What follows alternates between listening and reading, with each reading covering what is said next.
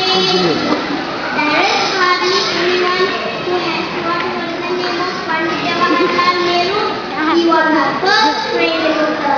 He was an international figure who was known all over the world. Nehru was born at Allahabad in 1889 on 14th November. His birthday is celebrated as Children's Day.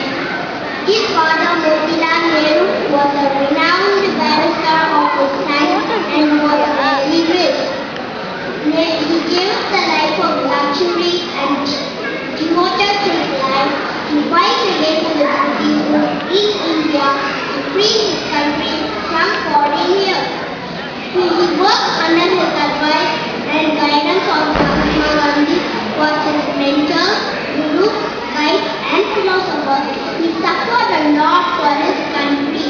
He went to jail many